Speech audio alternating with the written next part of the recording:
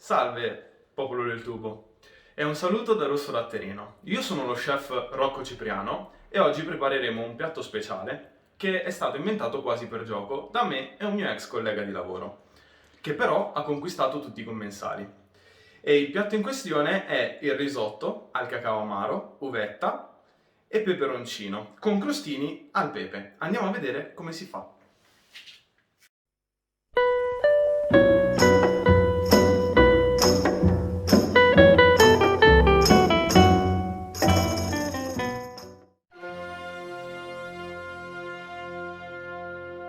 Allora, per preparare il nostro risotto ci servirà del pane che taglieremo a cubetti per fare dei crostini croccanti al pepe da mettere sopra come guarnizione, del burro che ci servirà per mantecare, del cacao amaro, mi raccomando non zuccherato, dell'uva passa, del formaggio 50% pecorino, 50% parmigiano, 200 g di riso, un po' di olio, sale e peperoncino piccante. E dimenticavo, anche uno scalognetto piccolo che ci servirà per il soffritto. Iniziamo dallo scalogno, lo tagliamo, mi raccomando, fine fine, il più piccolo possibile.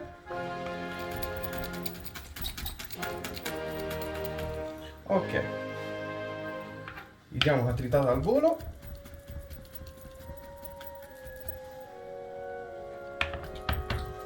Ecco qua. Ora accendiamo sotto la nostra padella, casseruola se vogliamo essere fiscali, e ci mettiamo un po' di olio.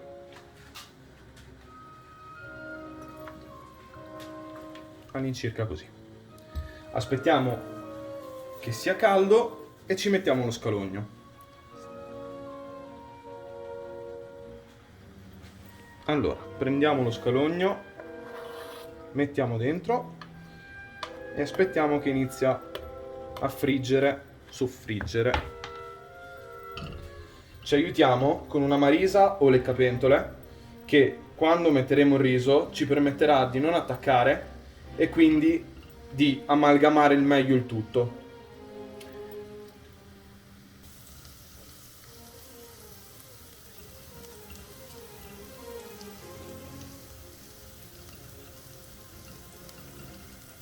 Ok, appena si sarà dorato possiamo mettere il riso, lo faremo tostare e infine sfumeremo con un po' di vino bianco che prima non vi ho detto, potete usare il vino che preferite. Ok, ecco qua. Prendiamo il nostro riso. Mi raccomando, questo procedimento, sia dello scalogno o della cipolla che vogliate, dipende quello che preferite, che del riso deve essere fatto a fuoco molto alto, perché il riso appunto si deve tostare, deve fare una specie di crosticina, ovviamente non bruciato. Allora, nel frattempo che aspettate che il riso tosta, prendete un'altra casseruola, ci mettete 1,5 litri di acqua circa, con 5-6 grammi di sale, che sarebbe un cucchiaino. Mettete sul fuoco e fate bollire. Questo ci servirà per andare avanti con la cottura del riso.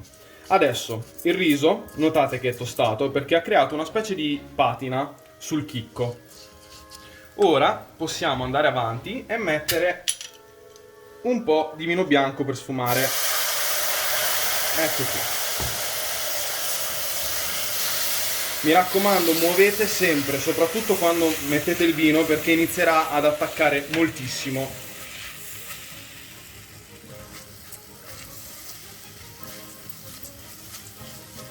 Ora, l'acqua sta bollendo di là, la possiamo spostare.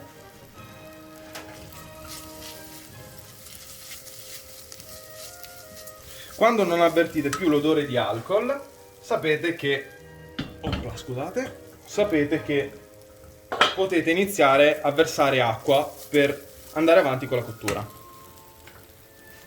Allora, ecco qui, alcol non ce n'è più e iniziamo col mestolo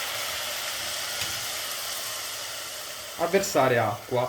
Più o meno inizialmente la mettiamo per coprire il riso totalmente, quindi cerchiamo di stendere il riso, vediamo che se l'acqua lo copre siamo avanti.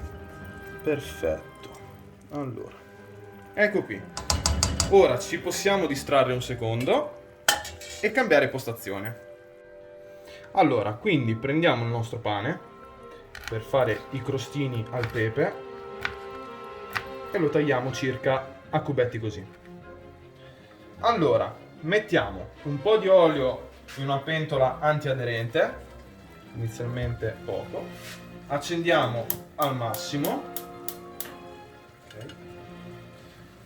Aspettiamo che diventi bello ardente, nel frattempo potete girarlo un po' il riso, che piano piano sta assorbendo l'acqua.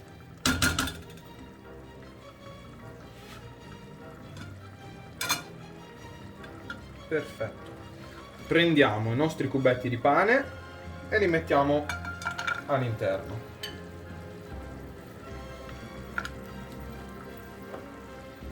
Un po' di pepe bianco o nero.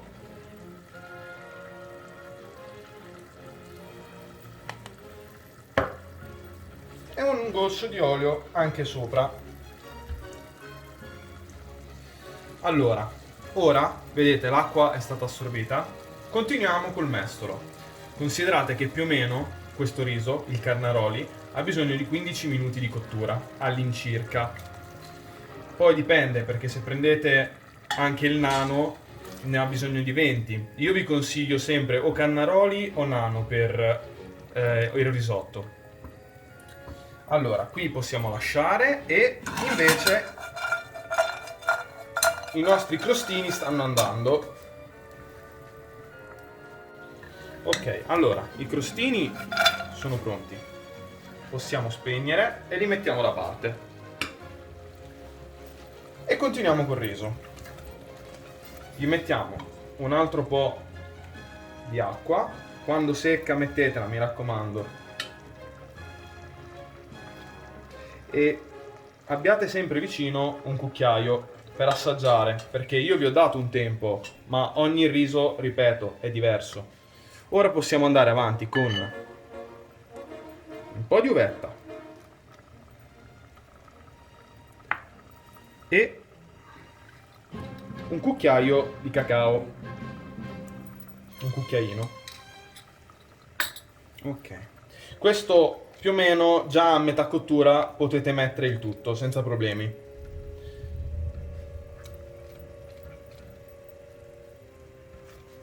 Ok. Il riso praticamente è quasi finito di cottura, quindi prendiamo il nostro peperoncino e ne versiamo a piacimento. Qui a me per esempio piace molto molto piccante, però per non uccidere i sapori vi consiglio di stare cauti col peperoncino. Ecco qui. Sono trascorsi esattamente 13 minuti. Ho assaggiato ed è perfetto di cottura, quindi possiamo tirarlo via. Mi raccomando, sempre fuori dal fuoco. Mettiamo 30 grammi di burro e 25 grammi di formaggio e iniziamo a mantecare.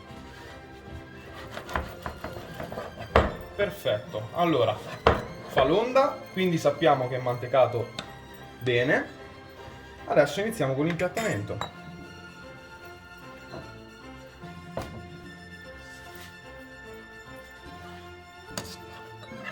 Prendiamo il nostro riso.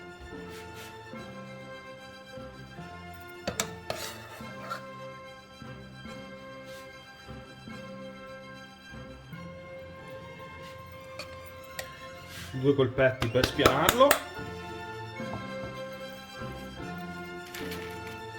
I crostini.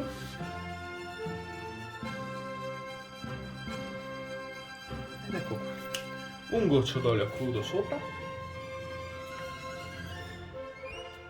E il nostro risotto, peperoncino, cacao e uva è pronto. Caro chef, concluso il piatto, entro in gioco io. Farò da giudice, a questo meraviglioso e profumatissimo risotto. Assaggiamo.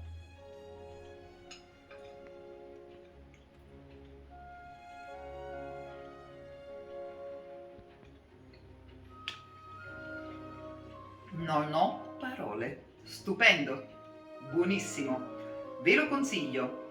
Se vi è piaciuta questa ricetta, mi raccomando, iscrivetevi al canale, mettete un like sulla nostra pagina e non vi dimenticate di azionare la campanellina in modo da rimanere aggiornati sempre su tutte le nostre video ricette. Ciao a tutti e buon appetito!